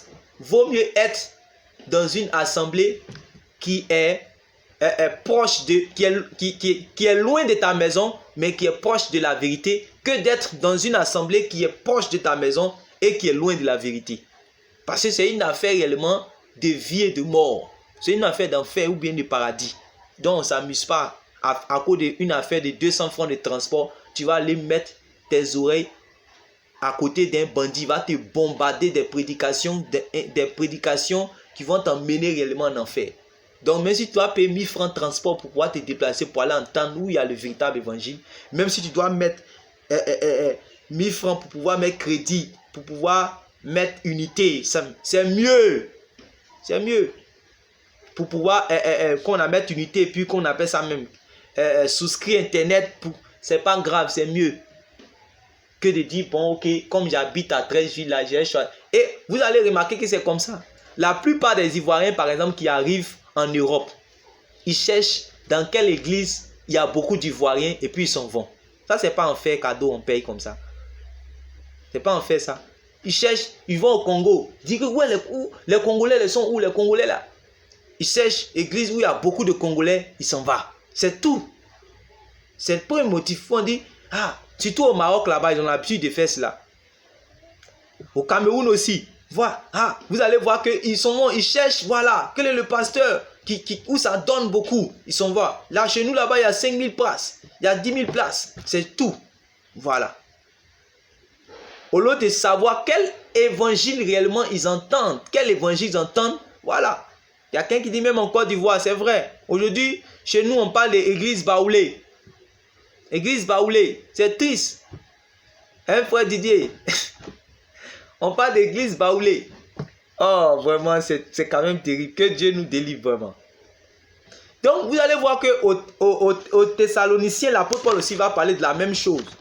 On va prendre Thessaloniciens chapitre 1, le verset 1 à 10. Oui, le frère Didier dit que c'est pour cela que les églises chrétiennes sont devenues régionalisées. Voilà. Or, en Christ, la Bible a dit qu'il n'y a ni juif ni grec. C'est-à-dire qu'en Christ, il ne doit pas avoir église des blancs et puis église des noirs. Tout ça, ça ne doit pas exister. Au temps de la ségrégation raciale, ces choses-là même existaient encore. Mais il a fallu que Dieu suscite, Dieu confonde les gens. Parce que, je vais vous expliquer cela. Autant, il y a un serviteur qu'on appelait William J. Seymour. Lui, il était au temps de la ségrégation raciale. Et quand il partait aux réunions, les réunions, il y avait les blancs qui faisaient les cultes à part. Donc, comme il était noir, on ne l'acceptait pas pour qu'il puisse faire le culte. Il faut que les blancs finissent d'abord. Alors qu'ils lisent la Bible où on dit réellement qu'en Christ, il n'y a ni juif ni grec. Ils lisent ça, mais quand même ils sont dans ségrégation raciale. Je me demande c'est quel Saint-Esprit qui se manifestait à cette époque. Où on appelait les hommes, on dit les hommes de couleur. On dit que toi, c'est-à-dire qu'on voyait le noir comme étant quelqu'un, d'autres même les voyaient comme étant singe. Mais ils croient que le Saint-Esprit est là parmi eux. Moi je me demande c'est quel Saint-Esprit qui se manifestait. Mais Dieu voulait les confondre. Et qu'est-ce qu'il va faire? Pendant que le noir, il voulait venir faire son culte. Lui, il s'est dit qu'on a le même Seigneur, mais les autres le voient en tant qu'un noir. Quelqu'un qui est un sous-homme. Donc, ils l'ont mis de côté. Il dit, il n'y a pas de problème. Donc, il a compris quelque chose, que la parole de Dieu dit que le temple de Dieu, le temple de Dieu n'est pas fait de main d'homme. Ce n'est pas avec les pierres mortes qu'on fait le temple de Dieu. Il a compris que lui-même, son corps était le temple du Saint-Esprit. Donc, comme il voulait rentrer, on l'a refusé. Ils n'ont pas accepté. Ok, il s'est mis à genoux au dehors, devant réellement le lieu où ils se réunissaient. Dans le temple, en griffe. Il s'est mis devant, à côté. Et il a commencé réellement à invoquer son Dieu qui n'habite pas les temples faits de main d'homme. Ils l'ont mis dehors, non? Ah. La puissance de l'Esprit est descendue sur lui. Quand la puissance du Saint-Esprit est descendue, ceux qui étaient dedans là-bas, là, eux tous ils sont sortis pour venir découvrir ce qu'ils n'avaient jamais découvert. Pour venir voir ce qu'ils n'avaient jamais vu. Pour venir entendre ce qu'ils n'avaient jamais entendu. Le Saint-Esprit se déploie au dehors. Les gens quittent dans le lieu de confort qu'ils ont appelé temple. Ils sortent maintenant pour venir découvrir la puissance de Dieu. Et c'est comme ça le Seigneur les a confondus et il y a eu le réveil qu'on appelait le réveil d'Azusa Street aux États-Unis. C'est l'un des plus grands réveils depuis la manifestation des apôtres là. après le temps des apôtres là, même les historiens même ont fait des recherches, ils ont compris que c'est depuis ce temps-là, il n'y a pas eu un réveil qui a secoué le monde comme ça. À partir réellement de ce noir qui était mis à part, qui était rejeté, qui était marginalisé. Mais il a compris que les hommes peuvent te marginaliser, tu peux être marginalisé, les hommes peuvent te rejeter, les hommes peuvent te bafouer, peuvent s'éloigner de toi. Mais si tu as le Saint-Esprit comme ton ami, automatiquement, c'est-à-dire qu'il y aura des signes et des prodiges, les merveilles autour de toi. Alléluia. Donc, je vais fermer la parenthèse pour nous dire en réalité, il ne faut pas réellement régionaliser les églises comme le frère est en train de le dire. Pour ne pas sortir du sujet, on va avancer directement. Prenons aussi, parlons tout de ça, comme j'avais parlé de 1 Thessaloniciens chapitre 5. On va lire cela. Quelqu'un va lire 1 Thessaloniciens chapitre 5, à partir du verset... Et 1 Thessaloniciens chapitre 1, pardonnez. 1 Thessaloniciens chapitre 1... On va lire du verset 1 jusqu'à 10. On va voir les encouragements de l'apôtre Paul aussi. Pour parler de la constance. Comme si on est en train de parler de la constance, il restait un peu à l'arrivée d'un autre sujet. Mais restons dans la constance. Amen. Restons dans la constance. Voilà. Paul et Sylvain et Timothée à l'église des Thessaloniciens. Oui. Qui est en Dieu le Père et en Jésus-Christ le Seigneur. Oui. Que la grâce et la paix vous soient données. Oui. Nous rendons continuellement grâce à Dieu pour vous tous, faisant mention de vous dans nos prières. Oui. Nous rappelons sans cesse l'œuvre de votre foi, le travail de votre amour. Et regardez. L'œuvre de votre foi. Donc, une foi agissante. Une foi active. Une foi qui bouge. Ce n'est pas une foi passive, une foi morte. Oui, votre amour actif. Voilà, tu vois, votre amour actif. Le travail de votre amour. C'est un amour pratique. Toutes les choses étaient pratiques, ce n'étaient pas les choses mortes dans l'église. Oui, écoutez bien maintenant. La fermeté de votre espérance. Voilà. En votre Seigneur Jésus-Christ. Et votre ferme espérance en notre Seigneur Jésus-Christ. Oui, continue. Devant Dieu notre Père. Oui. Nous savons, frères bien-aimés de Dieu, que vous avez été élus. Oui. Notre évangile ne vous ayant pas été prêché en parole seulement, oui. Mais avec puissance, avec l'Esprit Saint. Oui. Et avec une pleine persuasion. Car vous ignorez pas que nous nous sommes montrés ainsi parmi vous et à cause de vous. Oui. Et vous-même, vous avez été mes imitateurs et ceux du Seigneur en recevant la parole au milieu de beaucoup de tribulations. Vous voyez? Vous êtes devenus nos imitateurs et ceux du Seigneur en accueillant la parole au milieu de grandes difficultés, au milieu de grandes tribulations. Oui. Avec la joie du Saint-Esprit. Oui. En sorte que vous êtes devenus un modèle pour tous les croyants de la Macédoine et de l'Achaïe. Oui. Non seulement, en effet, la parole du Seigneur a retenti de chez vous dans la Macédoine et dans l'Achaïe, mais votre foi en Dieu s'est fait connaître en tout lieu. Oui. De telle manière que nous n'avons pas besoin d'en parler. Oui. Car on raconte à notre sujet quel accès nous avons eu auprès de vous et comment vous vous êtes convertis à Dieu. Comment vous êtes convertis à Dieu? Oui.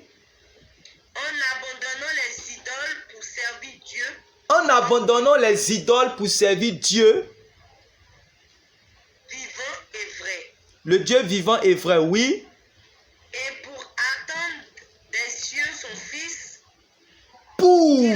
Donc voilà le but, voilà le but, voilà le but. Voilà la finalité. C'est pour attendre le Fils de Dieu. C'est pas pour venir, voilà, où on est là. Quand on fait de Dieu là, c'est pour un jour tu vas finir où tu rentres au ciel. Tu sais que c'est pas pour rentrer là-bas là. Faut laisser l'œuvre de Dieu là-haut. Faut laisser l'affaire de Jésus là. Tu sais que ce n'est pas la part. C'est que ce n'est pas la peine. C'est pour cela l'apôtre Paul a dit quoi? Il a dit quoi aux chrétiens? Si c'est dans cette vie seulement que nous espérons dans le Christ, nous sommes les plus à plaindre. Vaut mieux on va manger, on va dormir et puis on va mourir. Voilà. Oui, continue. Il a ressuscité des morts, Jésus, qui nous délivre de la colère à venir. Qui nous délivre de la colère à venir. Alléluia. Amen. Les églises d'aujourd'hui sont profondément minées par le découragement.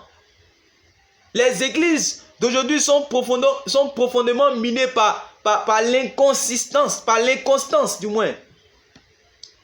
Pourquoi? Parce que les gens espèrent toutes sortes de fantaisies que les prédicateurs leur ont promises. Voilà, les fantaisies, les chimères. Et ces choses-là ne vont jamais s'accomplir.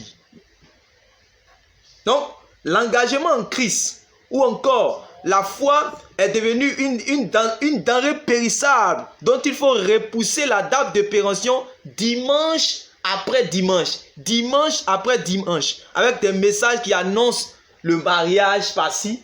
Chaque fois, le mariage, des messages. Le dimanche prochain, le voyage. Le dimanche prochain, l'enfantement. Et d'ailleurs, nous sommes en juin, non?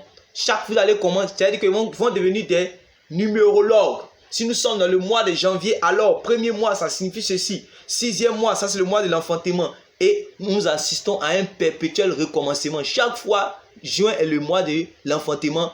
Quoi on appelle ça même? Si c'est le septième mois, on dit le mois de la perfection. Alors, tout sera parfait pour toi. Si rien n'a été parfait, il va arriver dans le 8e mois. On va lui dire, le 8, ça c'est le chiffre du nouveau commencement. Ah, il y aura un nouveau commencement pour moi. Et on fait le nouveau thème. Et tout ça, il y a ces genres de choses-là.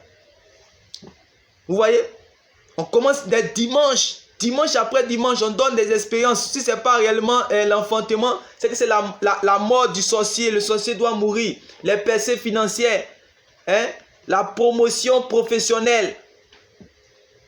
Et ce qui me fait mal, j'ai commencé à voir certains frères qui commencent à être attirés par par les appâts des choses, des faux prophètes. J'ai l'habitude de dire à mes frères, l'apôtre Jean avait dit que le mystère de l'iniquité agit déjà. C'est-à-dire que depuis son temps, le mystère de l'iniquité agit déjà. Et le diable, qu'est-ce qu'il fait? Il a oué.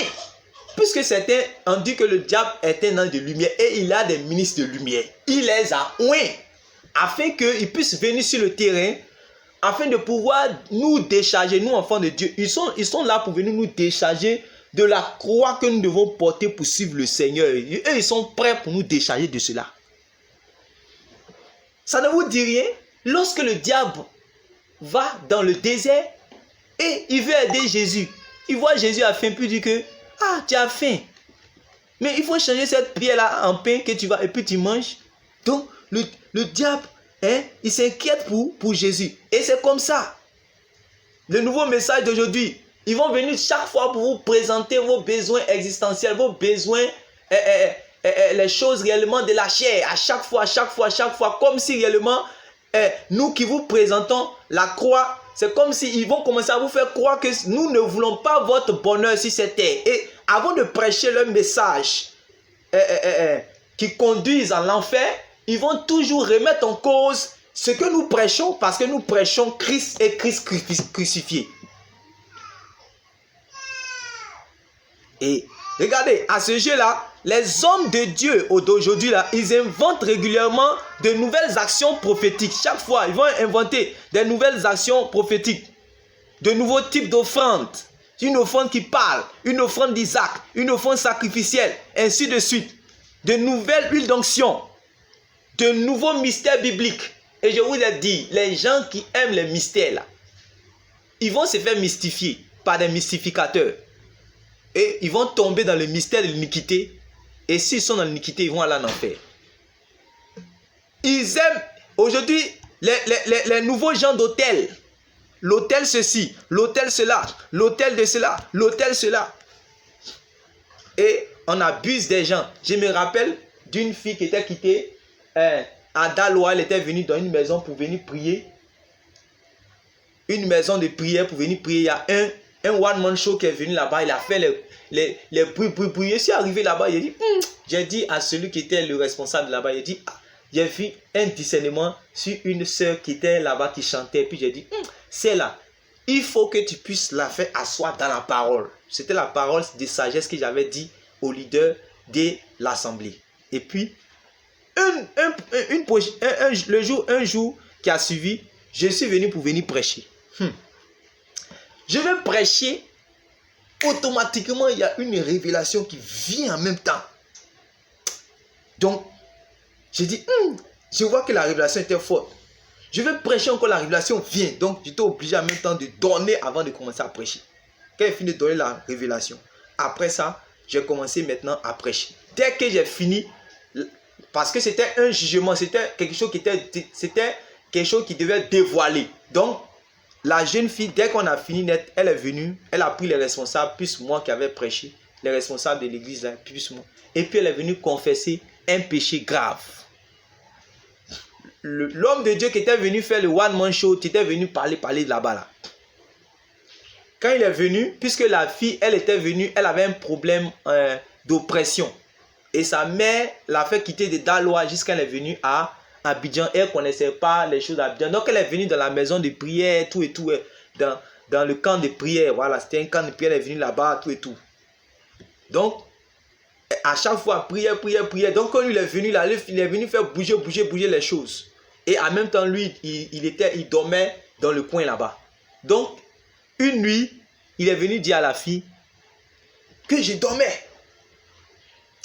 Les esprits sont venus réellement m'attaquer.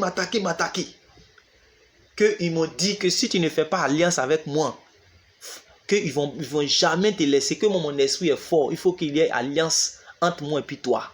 C'est ce qu'il dit à la fille là. Elle ne connaît pas alliance. Elle ne sait pas qu'est-ce que ça veut dire.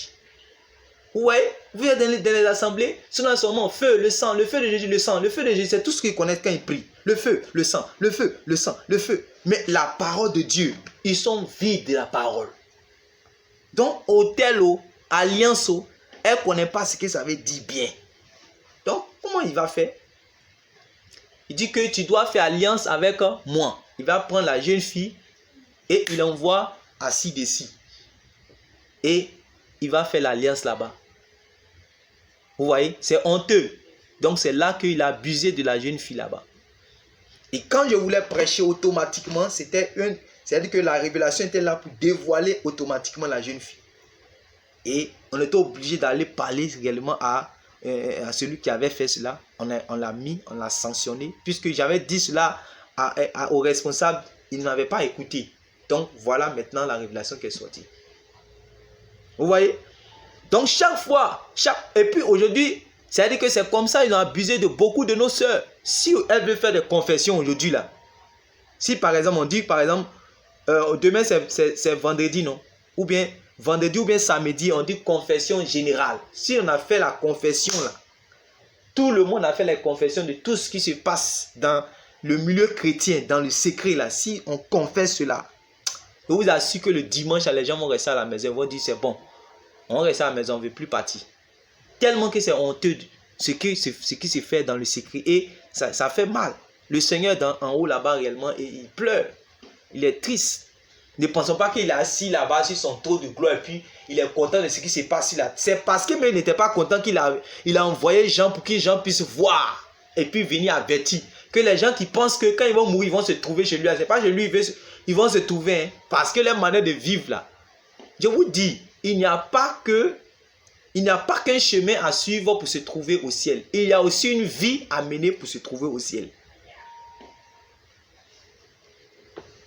Donc les gens qui vont venir chaque fois, les nouveaux mystères bibliques, ils vont venir des nouveaux gens d'hôtels, de nouvelles proclamations. Chaque fois les rhapsodies, chaque année, les nouvelles proclamations. Voilà.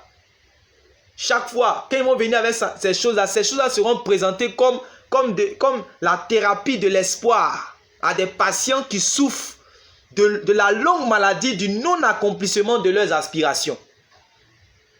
Et vous allez voir que bizarrement, 2 ou 3 personnes ils vont venir rendre témoignage, comme c'est toujours le cas. Voilà. Et s'ils sont venus rendre témoignage, on dit que moi aussi j'ai mon témoignage. Une personne est venue rendre témoignage, 2 personnes sont venues rendre témoignage.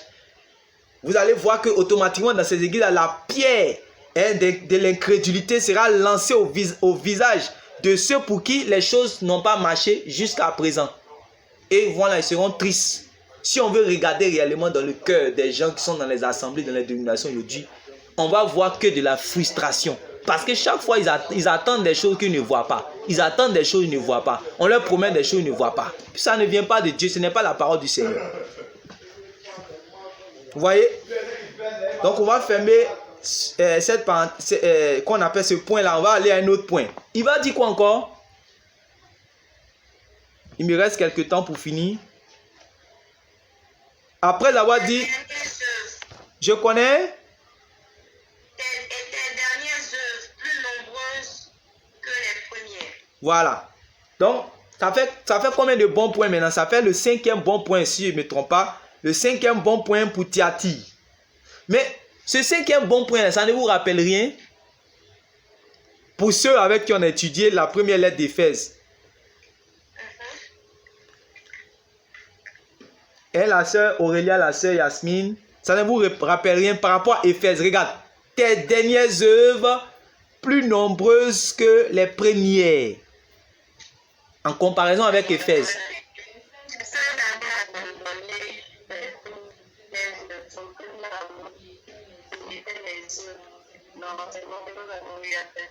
Amen. C'est très bien. Amen. Que Dieu te bénisse. Amen. Donc, non seulement Thyatire était constant, mais sa croissance, sa productivité allait encore de progrès en progrès. Voilà. Cela veut dire en clair que ces frères-là étaient animés d'un zèle dévorant pour le Seigneur. Voilà. Même si aujourd'hui, dans notre génération, les gens n'aiment pas le mot zèle est devenu comme si c'était quelque chose qui est diabolique. Quand on dit zèle, là, c'est devenu comme c'est diabolique. Alors que le zèle, là, c'est une bonne chose. Le zèle, même quand vous lisez Éphésiens chapitre 6, on parle des âmes de Dieu et il y a une âme qu'on appelle le zèle de l'évangile. Il faut avoir le zèle. Même le Seigneur, dans l'œuvre de Dieu, quand il est venu sur la terre, il a fait l'œuvre de Dieu, c'est avec le zèle de la maison de son Père qu'il a fait également cette œuvre-là. Pour que le zèle demeure et que l'on produise toujours plus de résultats dans le service, il faut nécessairement être engagé dans la mission. La dernière fois, il a dit que plusieurs vont retourner à leur vomissement, vont retourner à leur ancienne vie parce que après avoir été délivrés de leur vaine manière de vivre, après avoir été délivrés des ténèbres, le service divin, ils l'ont bâclé. Et pour cela, je vous invite à lire Luc chapitre 1, le verset 74. Vous allez voir que dès que l'apôtre Zacharie qui va prophétiser, il dit que quand notre Père s'est souvenu de son alliance, il nous a dit qu'après nous avoir délivrés de la main de nos ennemis, nous allons le servir, nous allons automatiquement le servir dans la sainteté tous les jours de notre vie. Donc après la délivrance, on sert Dieu, puisque tu étais serviteur du diable. Dès que le Seigneur te délivre, tu n'es pas neutre. Tu deviens automatiquement serviteur de Dieu. Tu as un nouveau statut. Et avant, tu étais esclave du diable, c'est-à-dire serviteur du diable. Moi, tu étais serviteur du diable. Quand Dieu nous délivre de cet esclavage-là, automatiquement, nous devons accepter ce nouveau statut qui est d'être serviteur et servante de Dieu. Donc, quand on parle de service, ça veut dire qu'on a une mission. Voilà, il faut être nécessairement engagé dans la mission. Une vie chrétienne qui n'est pas investie dans la mission finira par stagner. Voilà. Un frère ou une sœur qui n'est pas engagé sur le front de la progression de l'évangile finira par se refroidir. Par expérience, ce qui m'a sauvé, c'est que en fait, bon, je ne peux pas dire, bon, c'est-à-dire que si je veux essayer de comparer, mais je vais essayer de vous dire quelque chose.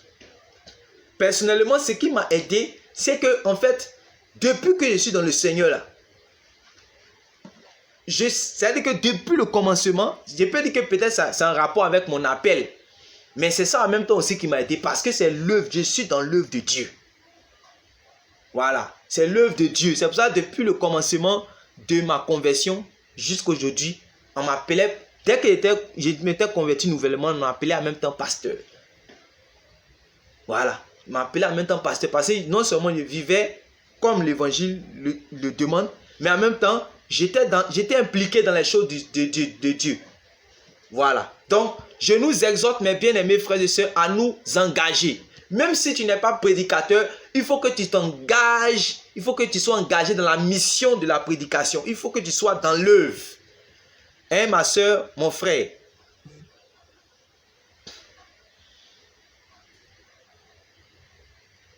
Donc, les programmes de réveil sont semblables à un coup d'éventail qui ravive le feu pour un peu de temps.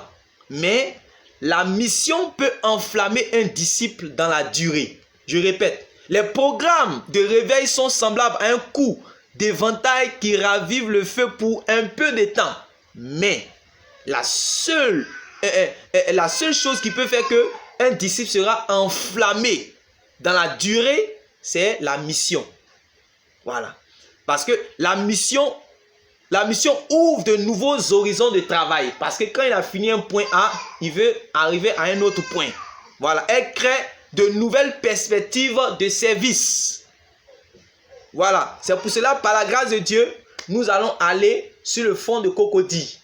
Hein? Avec les soldats que le Seigneur, les guerriers de l'évangile qui sont là-bas, par la grâce de Dieu, nous allons aller sur le fond de Cocody, nous allons travailler pour que l'évangile que nous sommes en train d'annoncer ici, ça soit aussi annoncé à ces personnes pour qu'ils puissent comprendre.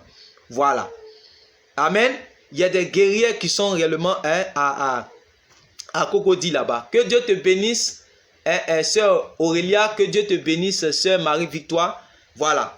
Nous allons, parce que en réalité, nous pouvons avoir la vérité, mais si nous n'avons pas de l'impact, alors nous n'allons pas pouvoir être utiles réellement pour notre génération. Il faut que nous puissions avoir de l'impact. Et je prie réellement, ayons une intimité forte avec le Seigneur. Travaillons, prions en esprit, prions par l'esprit. Consacrons-nous, le feu va descendre et nous allons braser réellement notre environnement au nom de Jésus. Quand le temps réellement arrivera, et continuons réellement, espérons, aspirons au don, aspirons à la grâce de Dieu, aspirons réellement à pouvoir faire mieux encore pour le Seigneur par le Saint-Esprit. Voilà. Si nous sommes la mission suscite de nouveaux challenges. De nouveaux challenges. Voilà, c'est pas les challenges qu'on a Chanel où c'est la concurrence avec les autres. Non. C'est de nouveaux challenges. Voilà.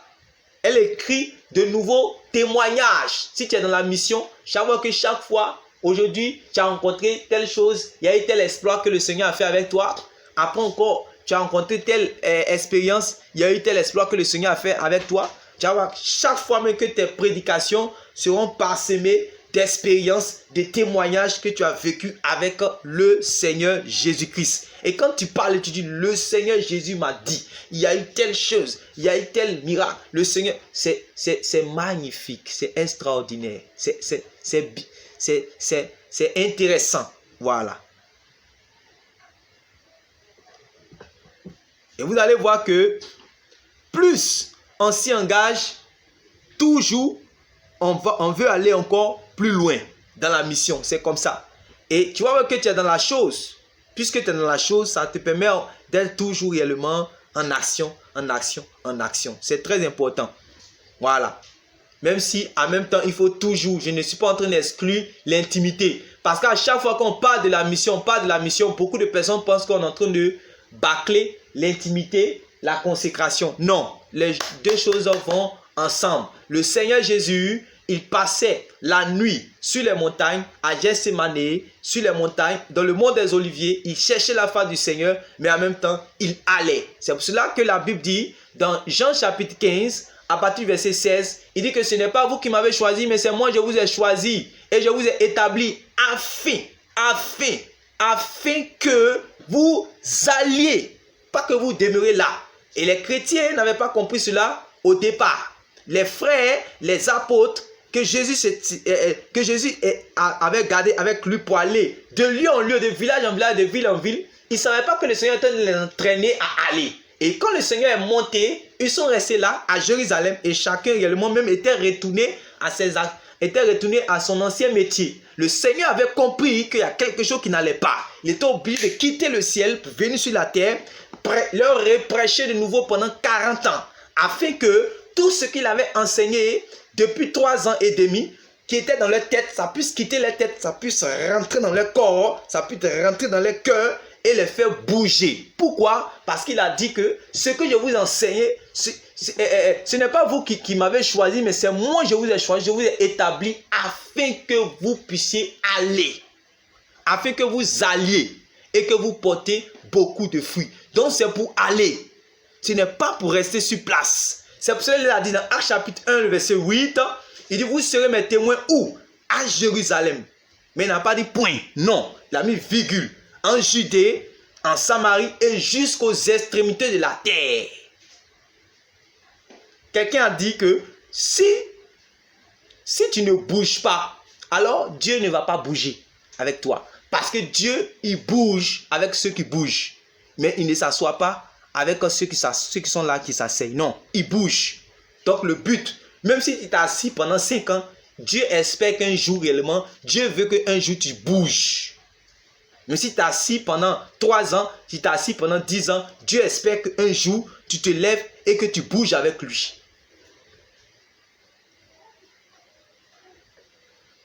Donc, c'est un peu ça par rapport à la mission. C'est ainsi que l'on se retrouve tout naturellement en train de porter toujours plus de fruits avec un zèle et des forces constamment renouvelées. Constamment renouvelées. Tu as l'habitude d'aller exhorter ta soeur. Tu as l'habitude réellement d'aller témoigner à telle personne. Réellement, si tu as l'habitude de pouvoir soutenir financièrement l'œuvre du Seigneur. Si tu as l'habitude de pouvoir faire telle chose. Je t'exhorte réellement à persévérer à cet égard. Et réellement, c'est ainsi que le Seigneur Jésus va te bénir, va te remplir. Donc une vie chrétienne qui consiste essentiellement dans les fréquentations d'assemblées pour écouter les messages et puis déposer les offrandes, ça ne peut que stagner. Ça ne peut que stagner. On arrive à un moment, il y a un peu d'enthousiasme, il y a un peu de oui, Seigneur, fais-moi voir ta gloire, alléluia, amen, ok. Mais après cela, on voit que il y a le refroidissement. Et vous allez voir que certains changent parfois d'église, certains changent d'assemblée simplement parce qu'ils ont découvert une nouvelle où il y a plus d'ambiance. Voilà. Ils ont découvert réellement un endroit où il y a plus d'ambiance. Parce qu'ils étaient dans un endroit où c'était un peu froid. Donc, ils quittent et ils s'en vont dans un endroit où il y a plus d'ambiance. Parce qu'ils étaient dans un ennui mortel qui les tenait, qui les énervait. Donc, ils changent d'assemblée seulement pour aller réellement dans un coin où il y a plus d'ambiance. Voilà. Parce qu'ils ne sont pas eux-mêmes en mission. Donc, ils sont là, ils viennent seulement juste pour être dans une assemblée, pour venir écouter le message chaque fois. Mais eux-mêmes, ils ne sont pas actifs. Ils ne sont pas utiles entre les mains de Dieu. Ils ne veulent pas se mettre au service. Ils ne veulent pas se consacrer, se garder purs. Et puis se disposer pour que Dieu les utilise. Mais quand c'est comme ça, qu'est-ce que Dieu fait? Il envoie quelqu'un qui vient de se convertir nouvellement. Pour susciter souvent la jalousie de ces personnes-là. Il prend quelqu'un qui vient de se convertir nouvellement et le remplit de sa grâce. Et que toi, la personne qui a fait 5 ans, 10 ans dans le Seigneur, et tu ne vois pas tes actions. Et puis tu te demandes, mais lui, il a fait 1 an. Mais oui, il a fait 1 an. C'est pour cela que le Seigneur lui-même, c'est à cause de toi que le Seigneur Jésus a fait cela. Parce que le jeune homme, la jeune fille qui vient d'arriver, était disposée. Elle a compris que le Seigneur ne l'a pas sauvée rien que pour être là et pour ne pas être actif, utile entre les mains de son Seigneur. C'est très important. Donc, impliquons-nous dans la mission. Travaillons. Souvent même, tu te bats, tu prêches, tu écris. Mais il n'y a même pas une soeur, un frère réellement qui a été touché, qui va avoir la sagesse pour pouvoir partager à quelqu'un pour que la personne puisse écouter. Tout ça, c'est être impliqué dans la mission. Tout le monde n'est pas porte-parole de Dieu, c'est vrai. Mais quand même, par rapport à notre témoignage, par rapport à l'évangélisation, impliquons-nous là-dedans. C'est très important. Voilà. C'est très important. Et c'est très important. Donc, voici un peu les bons points de l'église de Thyatire. Voilà. On n'a pas encore vu les mauvais points, mais voici un peu les bons points de l'église de Thyatire.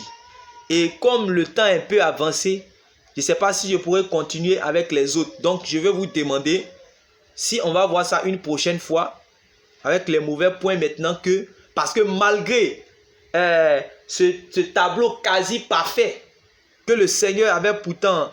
que le Seigneur vient d'étaler comme ça de l'église de Thyatire, le Seigneur avait quand même des choses à reprocher à cette église-là. Voilà. Et c'est cela que, bon, peut-être on va voir une prochaine fois. Voilà. Je ne sais pas si on va continuer ou on va voir cela une prochaine fois. La sœur Aurélia veut qu'on continue, mais il est 23h et quelques. Habituellement, on finit plus tard que ça, mais bon. Cela dépend aussi de vous. Voilà. Parce qu'on allait parler maintenant des mauvais points. On a vu que certains frères ont commencé réellement à se déconnecter. Et là, je vais vous poser réellement des questions. Et je vais vous demander si vous avez des questions en rapport avec ce qu'on a vu par rapport à ces 5 bons points de l'église de Thyatire. Vous voyez? Vous allez remarquer que avec la carte que je vous ai donnée, pour la première lettre, quand on a commencé à étudier l'église d'Éphèse, Thyatire, si vous faites des recherches, vous allez voir que Thyatire, c'était la plus petite ville. Parmi toutes les villes, Thyatire était la plus petite ville. Mais vous allez remarquer que Thyatire a eu la lettre la plus longue. Parce que réellement, il y avait beaucoup de travail. Réellement, ils étaient à l'œuvre. Ils étaient dans l'œuvre, ils travaillaient. Donc, le Seigneur réellement, malgré que c'était un petit endroit, mais ça bougeait. Voilà. Donc, je veux dire à quelqu'un que, oui, c'est vrai, peut-être que tu es venu nouvellement de la foi. Oui, et que tu te dis que oui, ça fait 2 ans, ou bien ça fait 1 an, ou bien ça fait 3 mois, ou bien ça fait... Non, mais laisse-moi te dire que si tu te laisses disposer, alors le Seigneur pourra t'utiliser comme il a fait même avec l'apôtre Paul. Voilà, le Seigneur l'a fait avec l'apôtre Paul et il est capable de le faire toujours aujourd'hui. Voilà. Même si l'œuvre de Dieu ne consiste pas seulement à être prédicateur, mais l'œuvre de Dieu implique à nous, l'œuvre de Dieu du moins exige de nous impliquer forcément dans la mission. On doit s'impliquer dans la mission. On doit être actif dans la mission pour que nous on se sente utile. Et ça va nous permettre. Il a dit le muscle ne travaille pas, il meurt. Il faudrait qu'on soit à l'œuvre. Tout en gardant notre intimité avec le Seigneur. Amen. Car, qu'on appelle ça même. Un jour, le Seigneur Jésus aussi a dit, ça c'est à noter bien aussi, le Seigneur Jésus aussi avait dit que l'œuvre de Dieu, c'est de faire la volonté de mon Père. Donc, je suis en train de dire, c'est vrai que je suis en train de nous exhorter à travailler, à bouger, à être dans la mission, mais je ne suis pas en train de bâcler automatiquement notre intimité, notre consécration avec Dieu. C'est très important. Donc alors, si vous avez des questions, vous pouvez réellement les poser. Si vous avez des questions par rapport à tout ce qu'on a vu, vous pouvez réellement les poser. Que Dieu vous bénisse.